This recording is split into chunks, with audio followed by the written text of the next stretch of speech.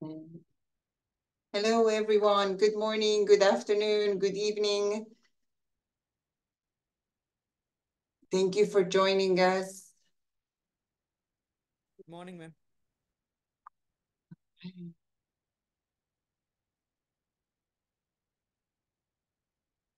There are two more people just slowly joining. So we'll just wait one more minute.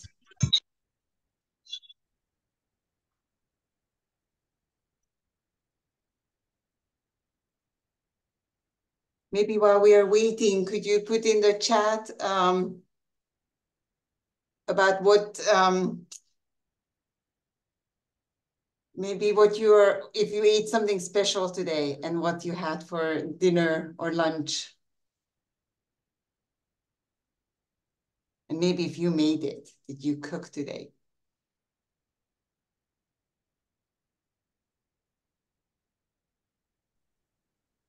Hello, do you have my voice? Yes, we can hear you, Ali. Welcome. Hello, my name is Ali. You asked about my lunch.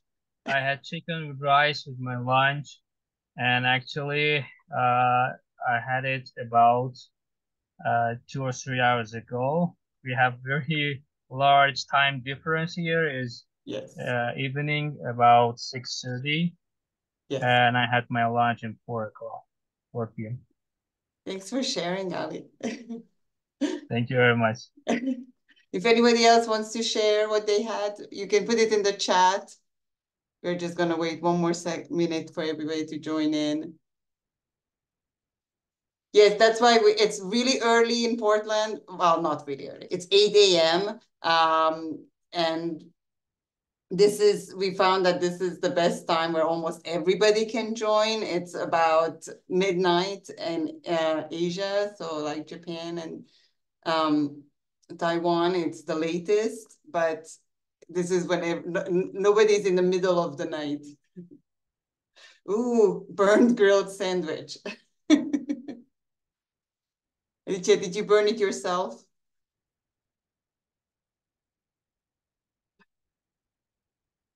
Oh, always a chocolate at the end to clear your palate. Good. All right. Well, thank you all for joining us, and please share. You're always welcome to put questions in the chat. Zoom also has a Q&A, so if by any chance you want to be anonymous or put a question in the Q&A section, I will be checking there too, but the chat is also good. So please, anytime, or raise your hand and we can stop and answer your question. And we will have plenty of time at the end to answer further questions or have discussions. We are gonna introduce ourselves, or I'm gonna actually, Yoko, on the next screen, yeah, we are gonna talk today about what to do before you travel and come to the United States. What are some immigration things that you should think ahead? Something about class registration and advising. So thinking about what classes you should take once you arrive. We have someone here from the graduate school and the undergraduate admissions. So if you have any questions to them, they're here as well and will introduce themselves. And we have a mentor here, Tafa is here, who can let you know something about your mentor and what we do to connect you with a mentor here at Portland State University. So let's introduce ourselves. My name is Chendi Hop. I'm an international student advisor, which here at Portland State University means that I help you with your immigration questions, right? And making sure that you follow your F or J visa rules. And then I'll let Yoko introduce herself next. Hi, everybody. My name is Yoko Honda, and I am an international student life advisor and also one of the members to support new international students in the new international student services with Chendi and others. And welcome. And I will hand it to Faye. Thank you. My name is Faye. I work at the grad school. Sorry, I don't have a picture there. I am the programs coordinator in the admissions office, so I can help you if you have general questions about your admissions process, and I can direct you to our evaluators or other of my colleagues in my office if you have more specific questions. And I will pass it to Matt. Hi, everybody, and thank you for joining us. My name is Matt, and I work in the International Undergraduate Admissions Office. So if you are an undergraduate student today, your file has probably come through our office, and I may know you. I'm really happy you're here and hope that this is useful for you. And I will pass it to Tafa. Thank you. Hi, everyone. My name is Tafa Adzwa, or you can call me Tafa. I'm a third-year student, a PhD student in the chemistry department, and I'm one of the international student mentors. And our main focus is helping you as you transition to Portland State University, and we'll talk more about that. So welcome. Thank you. Thank you all. So this is our panel for today. So if you have any questions for us while we are talking, please don't hesitate, like I said, to put in the chat or put it in the Q&A section. So I'll let Matt go first.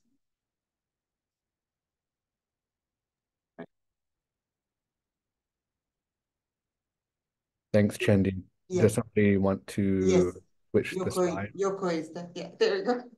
Thank you. Yeah, so again, I work for the International Undergraduate Office. So a lot of this information, well, some of it might be more for undergraduate students, but if you are an undergraduate student and you've been admitted and you're sure that you want to come to PSU, one of the most important things you can do is to confirm your enrollment. Again, this is for undergraduate F1 students. That means students coming in with a student visa. And confirming your enrollment is fast and easy, and it kind of sets everything in motion. So after you confirm your enrollment, that tells us that you want to come to PSU. And then you're going to get an invitation for an orientation. So the orientation can be done virtually or in person. I know a lot of you are not going to come until maybe September. So it's okay. We have virtual options for you if you're in your home country. If you're in the US, then you can also join one of the in-person orientations. So just so you know, the orientation is something that all students have to do.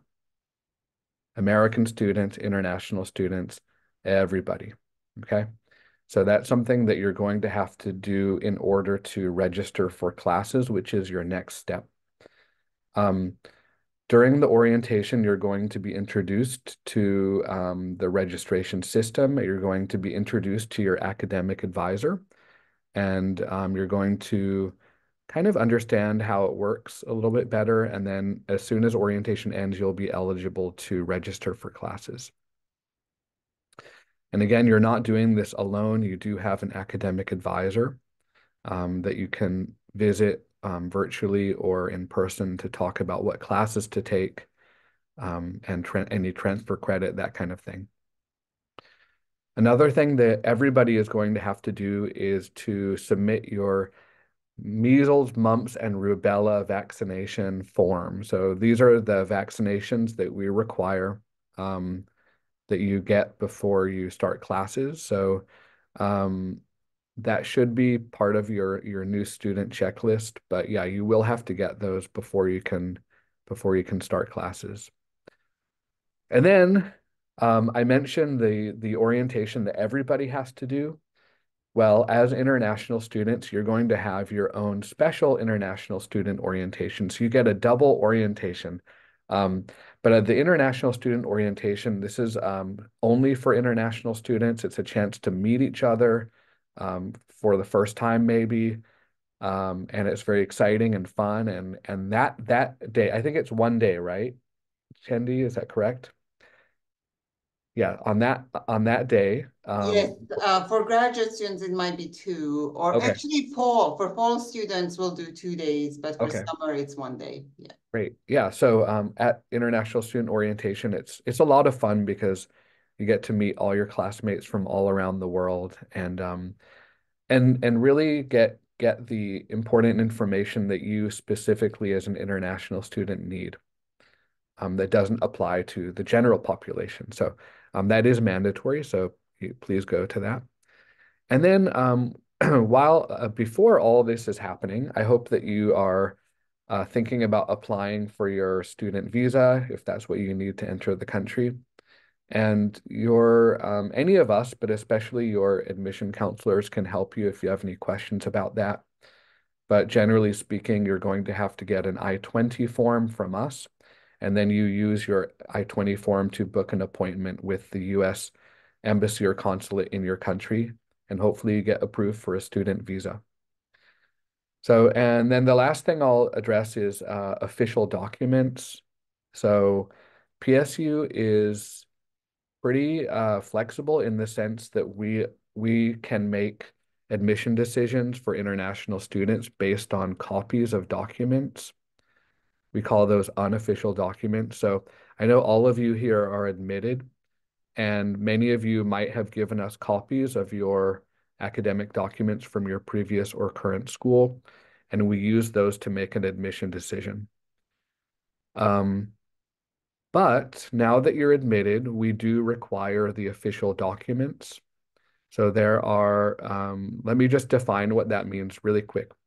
An official document simply means that the document, whether it's a transcript or a graduation certificate, it means that that document comes directly from your previous or current school to PSU, and that you as a student never open it. That's what it means. So we do need those. Many schools are willing to send those directly to us by mail, and that's the way we prefer to get them. So I would start working on that now. If you haven't asked your school to send us your official documents, please ask them, because sometimes, depending on the school, it can take a little bit of time. So they can send them directly to us by mail, or alternately, they can give them to you, and you can bring those documents to us. That's fine, but just remember one important thing. Please do not open the documents, because once you slice open that envelope, they magically become unofficial and we can't use them. So please either have the school send the documents directly to us or bring them to us in a sealed stamped envelope from the school. And you do have a little bit of time for this. So you're allowed to enter the country, you're allowed to register for your first term, but you will have a registration hold on your second term until we get those documents. So start working on it now, and then you don't have to panic at the last minute when we ask you for them in a few months.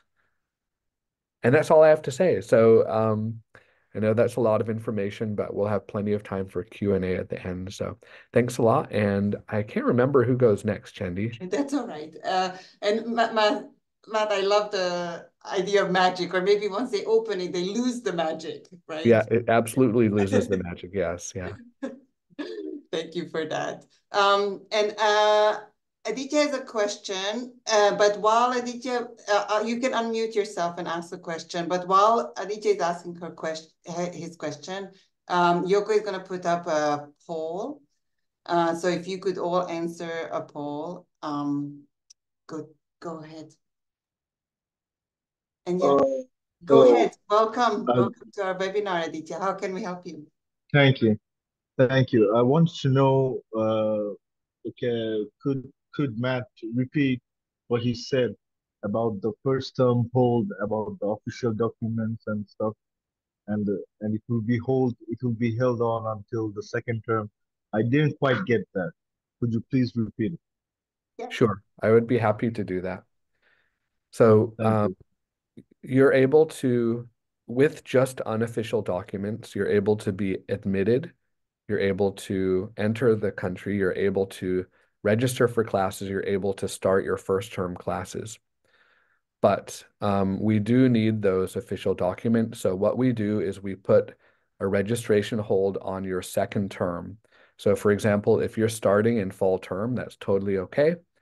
But then if you try to register for winter term, you're going to find that you're not able to do that because you have what's called a hold on your account. So once we get the official documents from you, then we can remove that hold for the second term. Does that make sense? Yes, thank you. You're welcome. Excellent. Thank you so much. So if you are seeing the poll, please answer them so that we can see what kind of student you are and just to help us answer some of your questions. Ali, go ahead. Hi, I had a question. Mhm. Actually, I'm graduate student, and I have mailed, I asked from my university in graduate level to email my documents to Portland State, but I haven't received any reply for that email. I want to assure that I have sent it properly. Can you help me with this? Did you say you're a graduate student? Yes, I'm graduate student. Okay. You can send me a private message of your student ID so I can take a look for you. But generally, we don't accept emailed transcripts as official documents. Like what Matthew just said, you would need to contact your university and send either through like a physical mail to us, or you can bring it to campus when you come in. Okay, I will bring it, but Yeah. for sure, I asked from my university to send it officially to Portland State, and that's all. Okay. If So I it's think if it's attached to an email, we don't usually accept as official. I think Okay, Ali is okay. asking if it's like, can he see it in the admissions portal maybe that the official documents have been received? Like in my PSU. Or like in the admissions portal, You mean Slate? Matt, maybe, I don't know, is it? I Go might be ahead. able to answer that. Yes. So I think that on the student side, you can see a checklist, right? And it has a green check mark or a red X for the documents that we got or we need. So if you see a green check mark, that means that we have received it and verified it and everything is okay. So if you see a red X, it means that we have not received it or we haven't verified it or we cannot use it, whatever you sent. So the best thing to do for you is just to um like Faye said, to just email and then maybe Faye can check on their end and see if they got that email. But as they said already, we don't usually accept emailed documents. I understand it. Thank you. I have another question too, Right. about the vaccination. Mhm. Should we do our vaccination and everything in our own country or after after being in the United States? Matt, go ahead. Preferably, you should do it before you leave. But I know that our Student Health and Counseling Center here on campus does offer that vaccination. So it might be easier just to get it done before you leave since you have a lot of time. But if you really need to get it done here, you can also get it done here. All right, thank you. And one more question if I have the time. All right, go ahead. Actually, I have applied for my F1 visa in Dubai Council, but I have received actually I have received administration processes. They told me that it's going to take several months. to reply for your visa application. I want to know that if there is something you can do about it. I mean, if my actually I have my admission is for fall 2024. I'm a little bit worried about that if I'm not able to receive my visa until that time. I want to know if there's something that the university can talk or communicate with the consulate in order to issue my visa in proper time. Well, maybe I can attempt, and Maddie, you want to add? You start, and then I'll add. Okay. The short answer is no. We issue the I-20, which is us telling the embassy or consulate that we have vetted you and that we want you to come here. And any additional letters beyond that in support of your visa, we don't generally issue. And there are a couple of reasons for that. One of them is they don't work. We've been told many times by embassy and consulate personnel that they ignore them. They just don't work because the I-20 is already telling them that we want you to come to us. The other thing is that yeah, I mean that's really the main thing, and we also that's an equity thing. Like we're telling the embassy that we want you through the I-20. We don't make a special effort or work for one student over another beyond that. Having said that, I know it can be tough to get appointments sometimes. At least I think you might be a graduate student, but at least on the undergraduate level, we are pretty flexible in moving start terms. So if you're worried about getting your visa in time, then you might want to talk to your department or graduate admissions and see if there's any flexibility for moving that. Yeah, you can contact your program. I take a look. It seems like you're a PhD student, is that correct? Yes, I'm Ali? PhD. Yeah, I'm not sure if it's a cohort program or not. You will want to contact the program. Most of the programs can allow you to defer your enrollment up to 1 year, so you can just check with them. All right, I got it. Thank you. And I think I'm going to mention deferral anyway in a minute. So Yoko, if you can go to the next slide. I'm going to just introduce a little bit about immigration. So enrollment requirements. So once you arrive to the United States, we have enrollment requirements. So graduate students and PhD students have to be enrolled in 9 credits. Undergraduate students need to be enrolled with a minimum of 12 credits. And out of these 9 and 12 credits, only 1 class may be fully online. Okay, so when you're registering for classes, please check what type of classes you're registering for.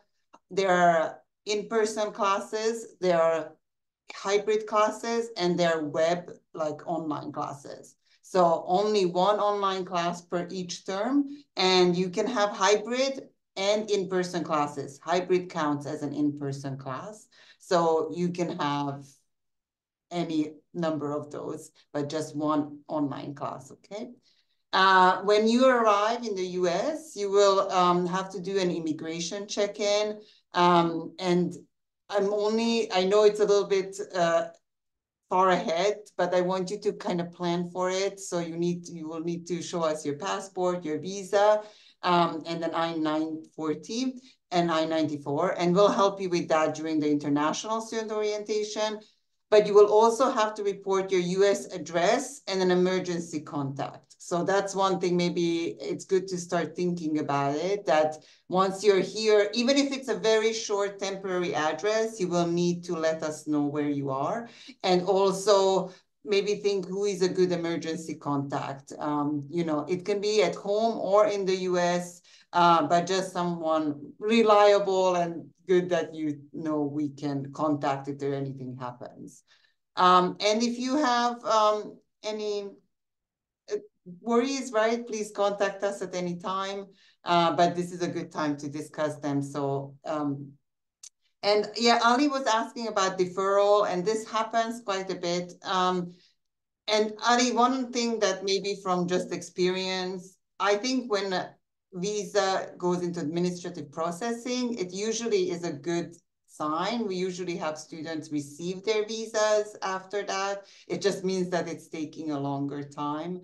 And if you are not receiving it by September, then yeah, like they mentioned, please ask your department to defer. So then we have, depending on your program, and every program is different, depending on your program, you can start maybe in January, or you need to push it all the way till next fall. But we'll issue you a new I-20, and it's not a difficult process to do. I know it's just more waiting time. All right, good. And the next, good. Yoko, you're next. Thank you, Chendi. Before I start my section, I would like to just share the poll results. And it looks like half of you are in master's degree. And only one of you are coming for summer. And most of you will be planning on coming to fall term, which is great. And there's some who received the F1 or J1 visas already. Then let's see if I can share this one. Oops. Oh, maybe not. Okay, And I'm gonna Yoko, share. maybe let students who haven't made plans for a visa to please make an appointment. Especially fall starting students is the most popular start time in the whole United States. So it gets really busy. So make an appointment as soon as possible. Great. All right. So thank you, everybody. And I am going to talk about class registration and academic advising. Since there are a different group of students here today, just wanted to make sure that you know what you need to do before coming to PSU. And we already have a pre-arrival checklist available. If you're F1 undergraduate student, those checklists is available through International Admissions Office website. And other student types we have available on our website. But right now, the summer pre-arrival is available. So if you're fall students, please wait for maybe a few more weeks and we'll have that available for you. And I already, put some of the links there. The one at the top is our website.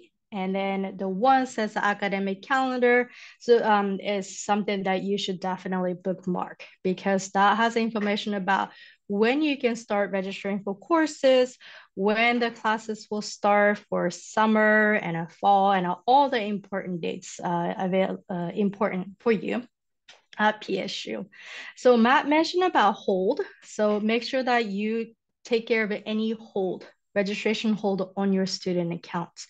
So it's either, you haven't submitted official document to us or you haven't submitted MMR hold that Matthew mentioned before. So those things you need to take care of beforehand so that you can register for classes well in advance.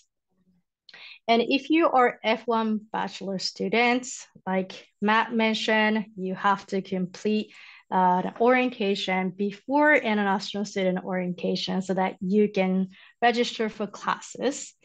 And then if you are F1, J1 postbac masters and doctoral students, and also J1 exchange students, you can register for classes as long as you don't have any hold on your account. But remember again that you have to check the academic calendar to see when you can start registering for classes. And if you don't know how to register for classes or what classes to register,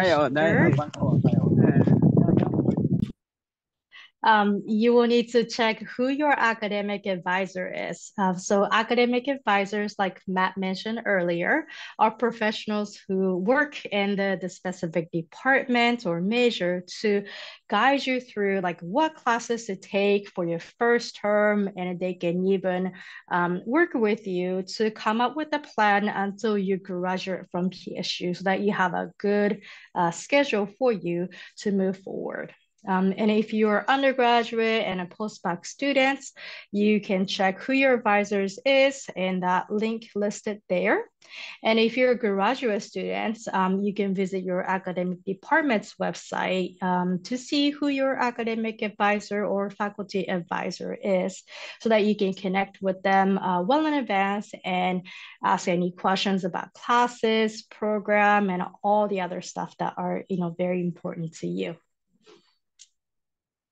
And then I see that the hand out. Aditya, do you have a question? Yes. About the academic advisors. Will it be in our portal, like who's our academic advisor? Like, Could you say how do one we more know time? who's our about the academic advisors? Who like will it be in our portal, like PSU, a portal like this person is your academic advisor? Like, how do we know who it is? So if you're a graduate student, you should have an assigned academic advisor. And then Faye, maybe you may be able to answer this question. Sure. If No, you're not oh, I'm not a graduate student. I'm a transfer in bachelor's. Oh, I'm so sorry. I apologize. So if Okay. you're undergraduate students, and depending on your major, you have an academic advisor, and then as listed on the screen, you can go to that website and then check your major. Then you'll be able to see who the advisor is. And if you're undergraduate students, you usually able to see those academic advisors might be assigned to you based on your PSU ID. Could be like a last 2 digit of your ID numbers. Especially if you're in, let's say, engineering or business major, they have a lot of students. So they usually have academic advisor depending on, of course, the focus, but as well as the PSU ID number. Yes, but will we get a notification? For example, in our email, this person, Julia, like someone is your academic advisor. We will get the notification, or will we have to search for it? You can either search for your academic advisor, or if you go to My PSU, which is a portal that you will use, or like all students will use to register for courses, you can go there and check who your assigned academic advisor is. That's another way to find out. Oh, thank you. All right, thank you. And Faye, I'm sorry. Yeah, if you don't mind, kind of explain how graduate students find out their academic advisors, that would be great. yeah, of course. So some of the programs will assign a faculty member as your advisor in your admissions letter. So if you see that person's contact information, you can just go ahead, email them and make an appointment to discuss what kind of classes you should be registering for in the first term. But some of the programs don't do that. So if you don't see a person, a contact information for your advisor, you can just contact the program, contact their service email address, and request to meet with maybe a faculty advisor, or they have like a counselor that you can contact too. Yeah. Thanks. Great. Thank you so much. Appreciate it. And we highly Yoko, recommend. And sorry, Yoko, and during orientation, right? So the mandatory orientation, not the international one, but the regular orientation, will also help with assigned advisors. Is that correct? Yeah, most likely, yes. Yeah, so if you are undergraduate students on an F1 visa, you will be able to talk with an academic advisor during new student orientation. So that's the orientation that you will need to do so that you can learn, basics about PSU degree and also how to register for courses and what classes to register. All right, and then we highly recommend all students, including new international students, to communicate with the academic advisor early so that you know what classes to take. So when the registration becomes available for you, you will have a good, solid schedule to move forward with. All right, so I just wanted to mention about important dates for summer and also fall in the next slide. Again, please bookmark this academic calendar so that you get to know the important dates at PSU. And in summer, if you're coming for summer, June 18th and the 20th are the International Student Orientation. The first one is online, so you will be able to access it from anywhere, wherever you live right at this moment.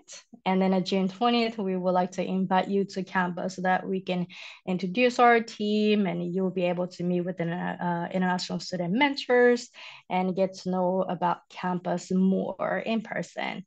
And June 24th is the classes start date. And then summer is a little bit unique because some classes will start early, some classes will start a little bit later in summer. So deadline to add or drop classes vary based on the length of classes. So make sure that you know all the dates available in the academic calendar. And July 6th is the last day to pay account balance in full or enroll in the payment plan and pay the first installment fee to avoid a $100 late fee. So you will still have time, for the first week of the term to kind of change your schedule. Sometimes students, like the class that they registered, or they might not like it because it doesn't really fit into your schedule. Then you have a chance to drop classes and add classes. But again, like Chendi said, that you need to register for 9 credits if you are graduate students and 12 credits if you are undergraduate student and of course post-bac students. And for fall 2024, we will have international graduate student orientation through our office on September 20th. September 24th, if you are undergraduate, post-bac, or J1 exchange students, this is a date that you will come and meet with our team, international student mentors, and introduced to campus. And September 30th, that's the time that classes begin. And the fall is the biggest, largest term at PSU and any other, I think, school in the United States. So the campus will be very vibrant and you will get to see a lot going on campus. And just like summer, you will, have a 1 week, the first week to kind of change up your schedule.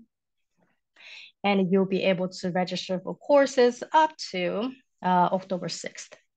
And then drop classes on that day with 100% refund. And again, the payment deadline is October 6th. So, make sure to figure out how to pay for classes in a PSU. And that's the my part. And if you don't have any question right at this moment, I will hand it to Faye from graduate school. Actually, Faye, could I, just for 1 second, Yeah, of course. I saw that in the poll, some students are very excited about, experiencing a US style campus. And, like Yoko said, during orientation and actually anytime there's a lot happening on campus besides your classes.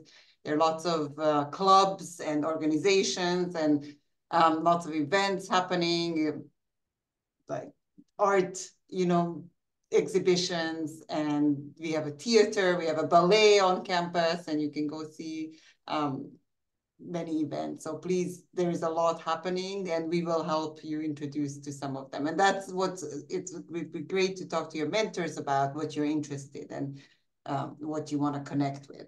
One of the things that were concerns, like housing, and at the end of the presentation, we will have a specific housing webinar in May 22nd.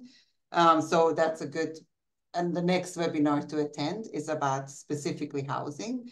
And somebody mentioned that they're worried about their English skills. And the one thing I wanted to maybe like make you feel better is that in the US, I feel like it doesn't matter if you make a mistake. It's more about trying and communicating, and people will really forgive any mistake you make. It's not a strict language culture. There are lots of immigrants in the US who are, so please don't, it's more important that you raise your hand and that you communicate in your classes than worrying about the skills. Okay, so Faye, you're on. Cool, thank you. So as we talked about, in your admissions letter, some programs already assigned an advisor to you. So you can contact them. No, you can. I highly recommend you contact them to to check what classes you should be taking in the first term.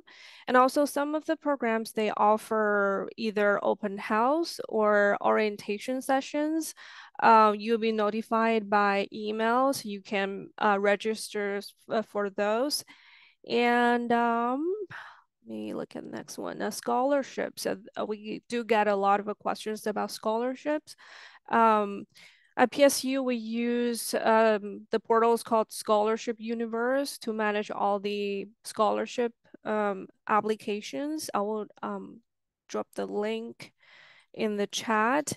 The portal opens from normally November each year to February the following year, but this year the deadline is extended. And also there's some scholarships just for international students. I will also drop the link in the chat. So you can just follow the link and see which one you are eligible to apply for. And there's a link on the left-hand side, the grad school link. So you can get general information on scholarship or other funding. So you can always email us at the grad school at pdx.edu. That's our service email. We're pretty responsive. So normally we'll get back to you in a couple of days. And you will want to submit your official documents as Matthew mentioned earlier. It's basically the same requirements for both undergrad and grad students. I will share the link for our transcript requirements. You don't want to open your sealed envelope. Just make sure that you bring them in a sealed envelope. Or some of the schools, we do accept if the school email us through a secured link, or if you have a third party that your school work with, like TrueCopy or Parchment, we do accept these documents as officials as well. And the last one is where our physical address is. So if you have any questions, you're welcome to just drop into our office. We have student workers at the front desk, and also my colleagues can help you with general questions you have. Yeah, that's pretty much for the grad school. And so let me know if you have any questions. There's a question in the chat. Do we have to submit TOEFL official score? So I can only speak for the grad side. We don't really require your official report during your application process. Our evaluators, they can verify your scores on the TOEFL website. But if they do feel like there's some issue with the score, they will contact you to send the official copy of it.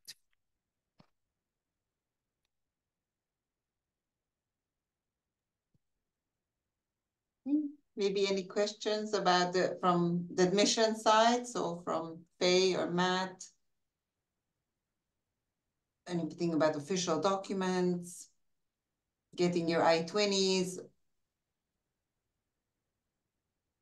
applying for visas? Good, Ali, go ahead. Sorry, I have a question about my funding. Actually, my program offers me full fund financial support. I want to know that how can I access to that and how long it will take after my arrival to the United States to get this fund. And could you please explain me how much should I bring money with myself to the United States in order to have my initial spendings?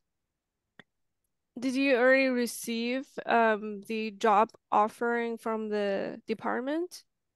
Yes, my advisor, Dr. Payman, he offered me for financial support, and I'm actually a RA for his lab. Oh, okay. In that case, I think like how much they're paying you and the subsidize and also how many credits they're covering in your job offering letter. As I remember from my I-20, it was they asked me just $700 to prove them as my funding. But the money that they are going to Dr. Apostol going to offer me is, I think, 43,000 43,000. So maybe I can just speak in general, Ali, and maybe if you want to stay towards the end, and we can talk specifically about your but in general, when you receive a scholarship, it will be applied to your student account. So it will be when classes start, like on September 30th, then that amount will be deducted from your tuition. So you won't really receive it or see it. And then what we put in the living expenses on the I-20 is an accurate amount.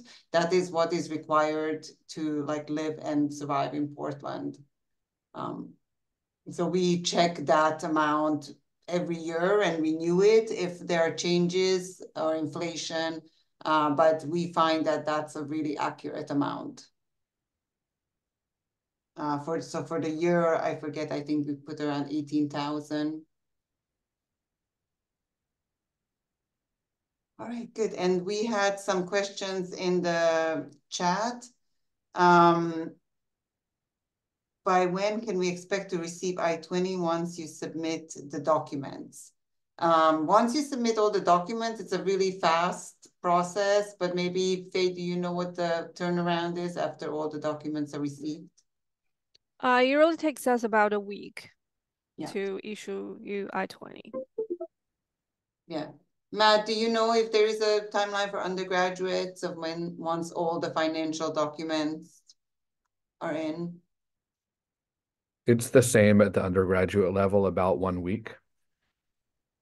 Excellent. Thank you guys so much. Good. I'm checking if I missed. For international students to apply for scholarships, we're supposed to fill the non-filler financial information form. Is there any help to fill up this form?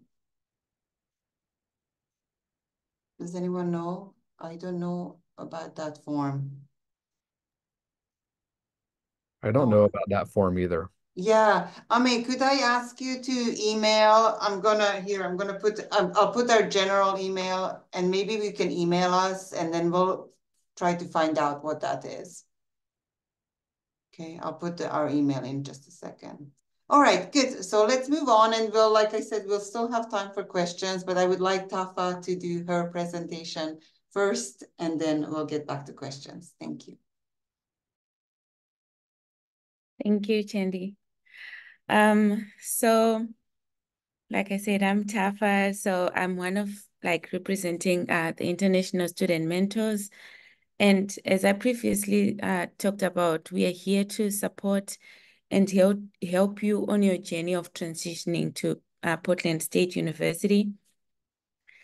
So I remember like around this time when I got my acceptance letter into the PhD program, of course, I was excited and all of that. But at the back of my mind, I had these kind of questions that sounded simple or silly, but like, for example, how it was going to be like living in Portland and studying at PSU.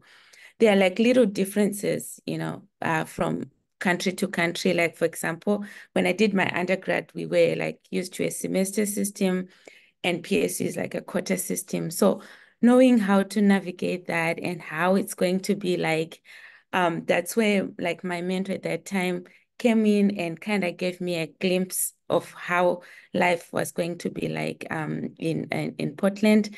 So that's kind mainly our thing as the international student mentors. We are here to help you and answer those questions. So if you have any questions about like starting at PSU, how like living in Portland is like, you feel free to ask us those questions, and we are more than happy to help. And also as international student mentors, we know PSU resources. So let's say you have like an issue or you need help with something, but you don't know who to reach out to. We may not be the ones to help you, but we'll direct you to the right people, the right offices, so you can get help with any issue you have. So when we start communicating with you, we'll be sending weekly emails with important updates and reminders. So just be on the lookout for those. And if you have questions, like maybe the information in there, you don't quite get it, you want further explanation, please feel free to reach out. That's why we are here. Like I said, we are here to help you navigate the Portland system, and it can be complex, especially like coming to a foreign country to study is known to be a little challenging, but we are here to kind of ease the process to you for you. And I like to see us as like the people that can give you like a student perspective. So, there's people, they're here to like tell you like the immigration requirements, what you need to do, what you don't need to do, all of those things. But if you kind of need a student perspective on things, you can reach out to us as international student mentors, and we'll be happy to help. And also, I just want to put it out there that like it is also a way to build community for yourself. I remember when I was like attending one of those webinars, they were talking about homesickness, feeling lonely or isolated, and I didn't quite get it, but when I came here, I saw that it is good to have a community. And talking to international student mentors, they can direct you to activities like what Yandi was saying, that there are a lot of activities happening at school. And if you can go to some of those activities, you can kind of engage with people and build a community for yourself, and it's good for your well-being. And lastly, what I want to mention is, as like for me, as much as I was helped with my mentor, I found it like very helpful, and I wanted to do that to other students, like help other students as they transition to PSU. And when you're settled in, you can also apply to be an international student mentor, and you can help the incoming students. So yeah, that's all I have from me. Thank you. Thank you so much, Tafa. Tafa, how many mentors are you helping right now? Or I mean, how many, students are you mentoring right now? So for this term, I was helping with IELP students. So it's a small group. I think around 6 students. Yeah. So that's amazing. yeah. Thank you so much. Good. All right. Well, Yoko, if you go to the next slide, then yeah, I wanted to put in, these are all the emails, and I mentioned this is the main one. I put it in the chat too, is our main email address. This is always safe to send any questions to this email address, and then we can forward it or let you know who is the best person to contact about. But Matt's email is intl.adm@pdx.edu. So that's admissions for undergraduates. And then phase for grad school is gradschool@pdx.edu. I know she already put it in the chat, so thank you. And yeah, and like I mentioned, we will have another webinar now in the spring in May. So Yoko, maybe the next slide will show that. And we will have, so for the fall students, we will also have webinars throughout the summer. So the one that I mentioned about housing and student life will be on Wednesday, May 22nd at the same time, like now. And then in the summer, we will have one in July 10th, we will have one in July 31st, and one on August 28th. So there will be still time, plenty of time to come and ask your questions. So please check our webpage for the pre-arrival webinars to register for them, okay? And yeah, so just we can open it if anybody wants to say anything, still your worries or excitement. I saw some of the other, there's some people have said about visa processing that they are worried about. We can answer some questions about that, or specifically about about Portland. Somebody mentioned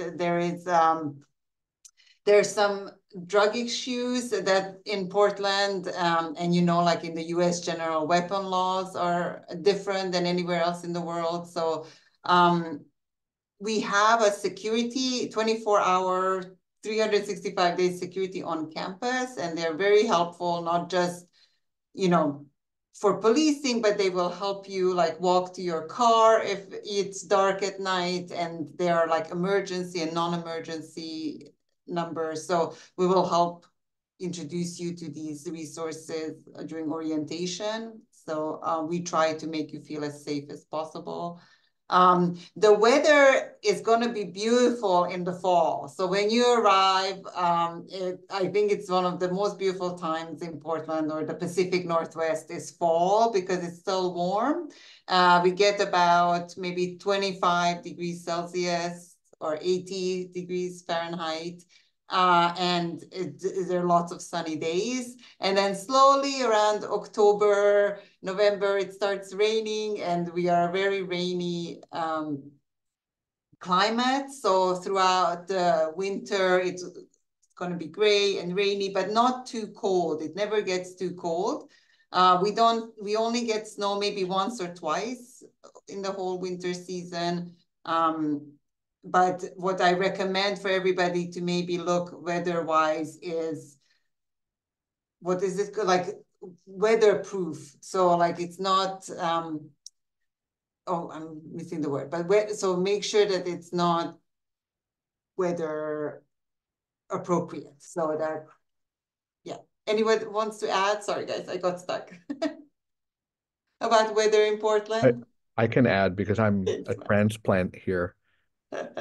I think having a pair in the winter, having a pair of waterproof boots and a good waterproof jacket is going to be everything for you. So invest in those. Yes, and we have a few companies that are actually from the area. So Columbia and REI and Nike are right from here. And so they're good stores to check out. Thank you. Thanks, Yoko. So if anybody wants to show their camera and ask questions, go ahead. I saw another question, so let me see. Tafa, go ahead. Do you have recommendations about the weather? I would say, I think coming from like my country, which is mostly hot, and there was like a little adjustments, but for sure, like what you said, for expecting a lot of rain, and winter just getting yourself warm, I think that was like the big adjustment for me. The cold, like it was like extremely cold for me comparing to where I was coming from, but for the most part, the weather here is pretty good. I don't I'm not complaining. It's good to me. Yeah. During the cold, how much, like, what's the average temperature during the cold? like winter? In the winter time, the average, and I think everybody is more familiar with Celsius, so I'll use that, but I'm happy Yes. to share in Fahrenheit too. Mhm. In the winter, it Mhm. doesn't usually get below 0. It's around 4, 5, 2, 3. So every once in a while, it will, like we usually have something drastic happen once a winter, like a winter storm or ice storm this year. And then it gets really cold for just like a 2, 3 days. But we are not far from the mountains. They're just like less than an hour drive, Mount Hood and other mountains. So there's skiing opportunities if anybody is excited about seeing snow. We do have it not far away. But yeah, and so one of the advantages, the reason we get so much rain is that you'll see when you arrive in fall, it's very green. We are very like famous for having evergreen trees, and you can go on many hikes. And so, yeah, maybe that's it. And we had a question about, do we have a football program? And yes, we do. It's not as famous as some of the other Oregon football programs, but like we do have it, and we have lots of sports, tennis, basketball, volleyball teams. And also we are, maybe Matt, do you have something to add? Well, I was just curious if I can't remember who asked the question, but if you're talking about American football or soccer, Oh, that's correct, right. because for So American we have football, we both, do right? have an official team, which is Division One, which is the top level of university athletics in the US. For soccer, we have Division One women's. And then on the men's side, we have a club team that's quite competitive, and they do play against other teams, other universities, I should say, but it's not the official scholarship team of the school, if that makes sense. But they're also like not professional sports on campus, so they're called intramural, right? Am I correct? Is So there, yeah, go ahead, maybe. sorry, is there any MMA clubs? MMA club like wrestling, jiu-jitsu, boxing? Is there any clubs like that? I wouldn't be surprised if we have that. I'm not sure, but I know when I go to work out at the recreation center, I do see I know at least we have kickboxing classes, and I see lots of people practicing. And um but yeah, the nice thing about the student club system is that if we don't have a club, you can make one with a few of your friends and get school funding for that. So if there is not an MMA club, try to find a bunch of MMA fighters or people who are interested in that, and you can create your own club. Thank you. And Finn had Keep his going. hand raised. So can let's go to Finn's question at the end, and then we can come back, okay? Hello, Hi, I'm Finn. Finn. I'm coming this fall, and I wanted to ask, because I'm staying for one term, and I wanted to ask, is it possible or is it easy to extend the stay for like another term, even with if I have to extend my visa? Mhm. Because I, if I'm now applying for one visa, then I'm applying only for this one term and not for like 2 terms. And is it possible to extend this? Yeah, so Finn, so in general, I would have to maybe look at your specific, are you coming on a J or an F1 visa? With an J1 visa? Yeah, J so yeah, and I'm not so familiar with J, so I want to maybe look into it and maybe I'll reply to you specifically. But in general, the answer is yes, you can extend. And it's about extending your like DS 219, right? And that's not difficult, right? You can just do that with our office. And for the visa, you actually don't have to extend your visa while you are studying. The visa is more like a ticket in. So once you're in, even if it's expired, it's okay. It's more about making sure that the I-20 for F1 students and the DS-219 for J1 students is extended. Okay, So, and mhm. so that's more like a problem of when I'm already in the US, and Yes, yeah. so We then can we can. work with you to extend if you want to stay further. Yeah. Okay, thank you.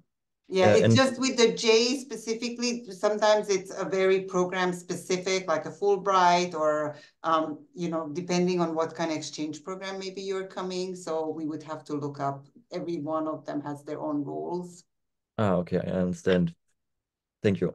Yeah, no problem. And Finn, I know you were also the one asking about safety. And I think maybe others can, Tafa, maybe a student perspective too about safety on campus. I think it's very safe. Portland is a very like bike friendly. Lots of people are on their bikes and walking and taking public transportation. But I also don't want to like say that everything is perfect. There are issues and there are, you know, homeless people on the street. And sometimes you just do have to be aware and careful. But our campus security is working really hard to make sure that the campus feels safe. Okay, thank you. Yeah, sounds good. Yeah. Good. Maybe Tafa, do you want to add what you think?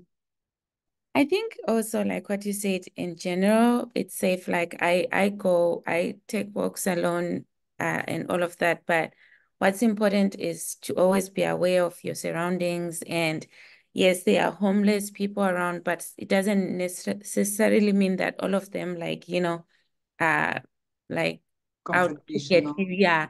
It's mostly like maybe they are living their life. You mind, you just go where you're going. But for whatever reason, if you feel unsafe, or you can call the campus security, they are very like quickly to come and assist you. Maybe to like sometimes when I would work late, I would call them and they would take me home. So those kind of stuff. But in general, for me, I guess I consider it safe, but just to be aware of your surroundings is very important. Yeah.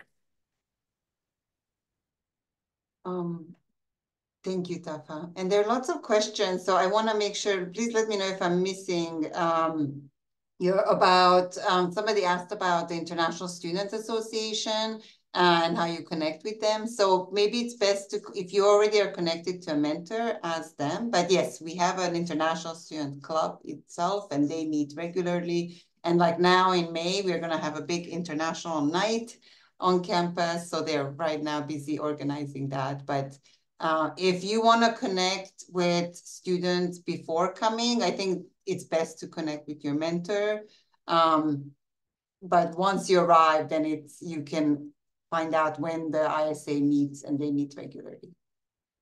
Right? And Taha, you can just intersect. You don't have to wait for me. You're welcome to interrupt me. Okay, how about to rent on and off campus? So I would, if you wouldn't mind, can you come to the May 22nd? So that's in a month. We're going to talk a lot about housing and what to consider. But yeah, in general, the answer is yes, you can rent off campus. And you have to be very careful about your contract and what you're signing, is our general advice. Yes, and Faye was I see the question about changing your program, and that's the answer. Are you undergraduate or graduate? If you have been admitted to graduate school, then that's a little bit harder. You have to be admitted to another graduate school separately on its own. For undergrad, the answer is really easy. Yes, you can change your major almost at any time, or add a major, add a minor. So for undergraduate programs, adding is all possible very easily. But for grad student, is also possible, but it's a little bit of a more where you have to apply for a specific program each time. So if you're accepted to a different program, then yes, we can change it, and we can change your I-20 that reflects that too. All right. And yes, American football. Good. Thanks, Matt, for answering that. I don't even know what kabaddi is. So maybe somebody, and I thought I went into sports. Okay, there's a question about Matt. Go ahead. I'm ready. I I just found out what kabaddi was last week. Oh, wow. Yeah, it looks Tell like us. it looks like a really fun sport. I have to say it is not popular in the US at the moment. But yeah, check it out on YouTube. It's pretty fun to watch. Does anyone want to ask their questions in unmute and ask their questions? Or I can keep going through the chat. Or if anybody like sees a question that you want to answer, go ahead. Ali, go ahead. My question is about internships. One thing that I do not want to miss in the United States during my study time, I want to know that are we going to have permission to join internship programs or not? So while you are studying, so in general, this is a good question. In general, and we will talk a lot about this during orientation. So even if you don't remember the answers, we will say this over and over again. In general, international students are not allowed to work off campus, right? The immigration rules are that you can work on campus, so on campus jobs, 20 hours a week. And in general, you cannot work off campus. Okay, it's one of the biggest, most serious rules for for your immigration status. But there is ways to get an internship authorization, right? And the way it is that it's connected to your curriculum. So you register for internship class, and then you're able to work off campus for your internship. But our office helps with this step by step. So when it comes up, you have to be enrolled for 1 year of F1 status to get this authorization. So it usually doesn't come up the first year, but by the second year, you will know our office and we will be able to help you through that. Another opportunity for international students is after graduation. It's called OPT, optional practicum training, is that you can get authorization to work off campus for 1 year full time, but you also have to apply for that to our office. Okay, thank you very much. Yeah. Good. Anyone else? You're welcome to unmute, ask. Or Yoko, Tafa, Matt, did you guys find any questions, Faye, that you can answer in the chat? There's the one saying it's possible to change from I think this Master of Science to PG program. I'm not sure what PG is. Could you be more specific?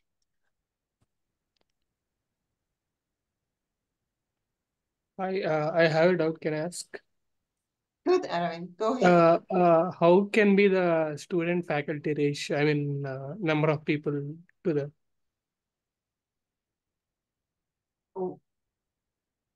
Arvind, would you repeat that, please? I didn't understand it. What is the faculty to the student ratio? I mean, how many faculty will be there per? Sorry, how many students will be there under one faculty like that? Are you a graduate student? I mean, No, I am. Yep. Sorry, postgraduate, PG student. PhD student? Master's MS. Oh, okay. I'm sorry. I'm not sure. Faye, Yoko, Matt, do you guys know the answer for PhD students? I think each program will be slightly different. I can only speak from my own experience for my program. I was in college of education, so for each class I had about 20 to 25 classmates in one class. So if you're in a different program, they probably have different ratio. Okay, thank you. Yeah, I don't know the statistics for graduate school. At the undergraduate level, I think it's 1 to 24, I want to say. So I think at PSU you're going to experience probably a lot smaller classes than you would at most public universities. I would agree with that.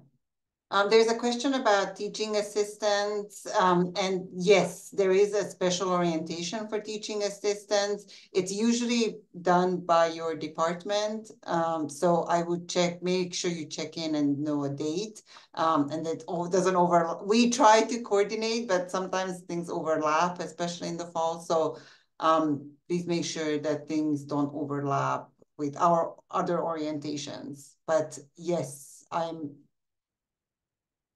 as far as I know, there is orientation for TAs. And I don't know about TAs for the ECE department. And as for maybe, do you know, Tafa, if there is a WhatsApp group for ISA? I don't think so. Maybe that's something we should bring up. Yoko, do you know? I think it's an Indian Student Association, if I'm not understanding it correctly. But I think they have a WhatsApp group. So I shared the South group link earlier. So if you can find the student groups on campus from the link that I posted in the chat. Just go to the Indian Student Association link from that, and they should be able to either have a contact information so that you can contact them and find out whether they have that have the information. But yeah, sure, I can just share that again with you.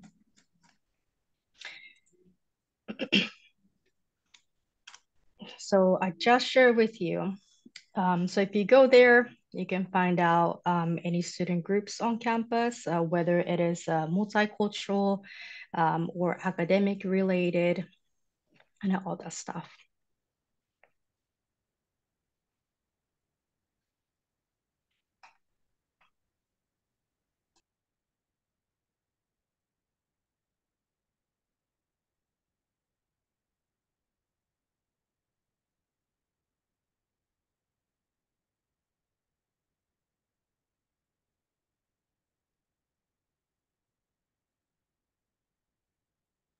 And Faye, would you mind maybe sharing a little more about the graduate assistantship and how international student can find that information? So I just post a link in the chat. These positions, well, there's no positions listed right now at the moment. So once there's an opening, it'll be listed under, if you scroll down to that page, almost to the bottom of the page, it says available graduate assistantships. Any opening positions will be listed there. And there's no restrictions for departments. So for example, if you're admitted as a computer science student, you can also apply for position in, say, linguistics department. So this is a campus wise website. And if you want to work as like a research assistant or teaching assistant, you will want to connect with your department and check if they have any opportunities. So you can apply through, maybe they have their own links, or some of the programs do have that through their application portal. So while you apply for the program, you also apply for the assistantships.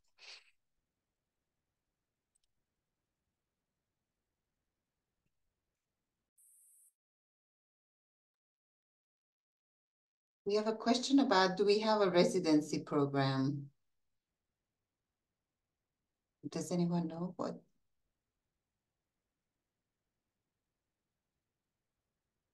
I don't know, Richard. So I don't know, maybe it depends what you mean. Maybe we call it differently. But yes, to answer, I just, sorry, Baji, just a second. I wanted to answer that somebody asked, there is a tuition remission if you get a GA-ship, a graduate assistantship or TA-ship comes with tuition remission. Go ahead, Balaji, ask your question.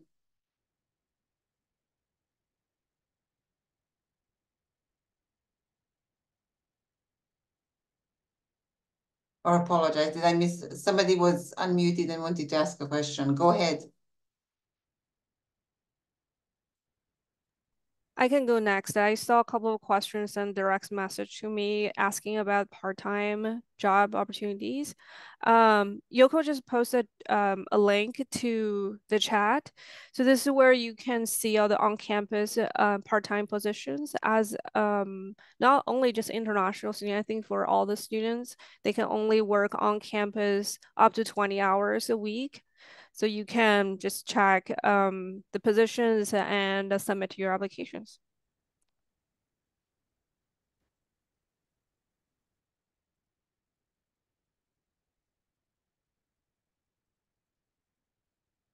Okay, anybody need help with getting appointments at the embassy or getting their visas? Any questions about that? But like, Yes. go ahead. Yes. I may have missed it, but is it possible to provide an expedited letter for the visa appointment day? Because I'm not sure if I will get an appointment on time. So if it's possible. Yeah, so and then maybe Matt, if you have experience from students hearing about this, but what I hear, Aditya, is that you need to make an appointment at in whatever the first time you get, and then once you have an appointment, then you are able to ask for you know, for an expedited early appointment, and it's depending on your I-20 showing that when your start date is. Anyone Yes. else have different? Yeah, did you already have you been able to make an appointment? Not currently because all the slots are full. Yes. So yes. So what I've heard is that the next visa, most probably the visa interview date that I will have will be in January. So if I could reschedule it one time, but Yes.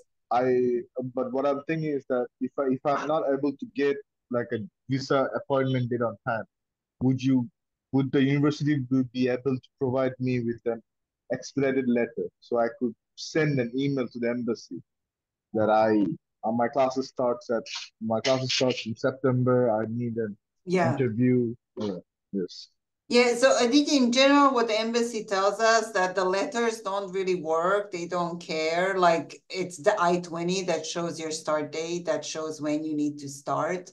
But if you have an email that maybe you want us to email, maybe you can try and ask us, let us know. But that's what we hear from the embassies, that an extra letter doesn't necessarily help at all, and then they don't look at it. But the I-20 shows your start date, and that should be enough for you to request an expedited appointment. Thank you. Yeah. Hi, Edward. Did you have a question for us? Sorry, or you just wanted to come and say hi. That's all right. You don't have to.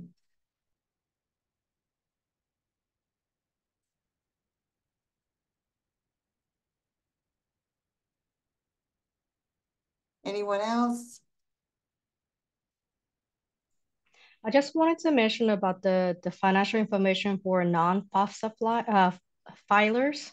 So there's a question about Okay. from students. So I just posted in chat. So this document is required when students apply for scholarships through Scholarship Universe. And some of the cost, where you have to put the cost of living and tuition and fees for the academic year. And you can find some of the expenses from the website that I just posted in the admissions. And then if students have question about, how to fill out, I believe they can contact financial aid office /scholarship for support, just an FYI.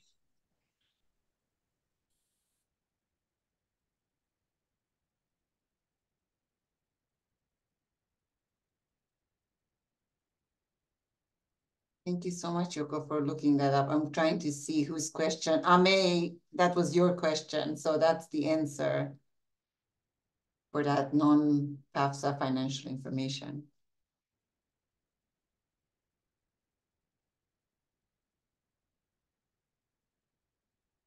Faye, do you know if there is a deadline for I-20s for grad school for fall 2024? I'm not sure there's a hard deadline. It depends on the applicants, their visa appointment, I think. Yeah, because we have a deadline for applying to a program, but the I-20 can be issued almost at any time, even last minute. But as long as you have all the documents ready, then we'll issue the I-20. And then, in some countries, yes, you can get instantly an appointment and be here in just a few days. But like Aditya said, in some embassies, the next available appointment is 2025 January. So please be aware what it is in your country. And some students try to go to a different country for appointments, but I know that that is not always allowed. So always double check that you can do that.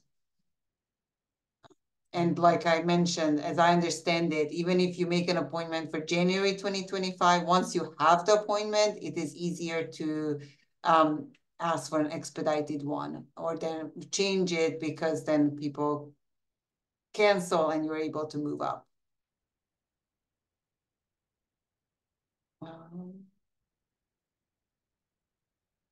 You're welcome, Ganesh. When can we know about scholarships being awarded? I'm not sure about that. Anyone, when we find out? So in the past years, when the application deadline was like the beginning of February, usually the financial services that will release reward letters in May or June. But for this year, because of the extension of the FAFSA deadline, I think let me post the link for Scholarship Universe in the chat. So the deadline right now is April 1st to May 15th for the different scholarships. So sorry, the answer is that I'm not sure. But for fall, the deadline for applying for scholarship is May 1st this year, and it's extended, yeah. So this week, one more week. Hello. Thing I was thinking about differing. So if I can't get an appointment with the visa officer, so is it possible to get the defer? I mean the fall term. So then I would like to defer to the summer term. Is it possible? Yeah, and Aditya, I'm sorry, I know I already asked. Can you let me know what level you are? Level? Like, are you undergraduate or graduate? I'm a transfer in undergraduate. That's right. Yeah, you said. So yes, so for undergraduate, it's really easy. We actually have 4 start times and you can transfer to defer to any of those. So there's a January, then we have an April for spring, and the summer is the July or end of June start time. So fall, winter, spring, summer, we have start times are okay to right, Matt? Yeah, if I could correct add. me if I'm wrong. No, you're doing well. You're doing great. For undergraduate students, your application is good for 4 terms. So if you're a fall term admit, you can move to winter, spring, and summer. It's really easy. You just have to email us with the request in writing, and we can do that. Thank you very much. You're welcome.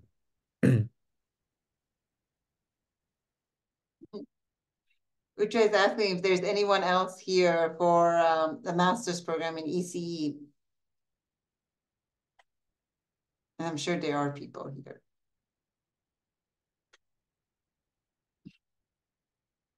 But they might not want to identify.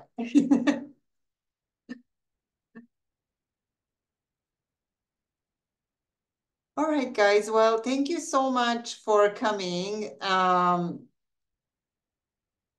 So like I mentioned, please maybe put it in your, if you feel like right after we hang up, you still had more questions. We are having our next webinar May 22nd at the same time. So please go on our website and register for the webinar. We will be talking mostly about housing, but there will be also time for general questions. So please come, reach out to us. We want to try to make your arrival to Portland State University as smooth as possible. So reach out to us with any questions. Okay. All right. Thank you so much. Thank you, Faye. Thank you, Tafa. Thank you, Matt. Thank you, Yoko. It was so good. There you go. There's other MS and EC people. Tafa, which PhD program are you? Oh, you said chemistry. I did hear that.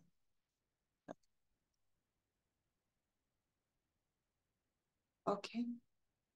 All right, people. Thank you so much. So see you on May 22nd. Bye. Bye.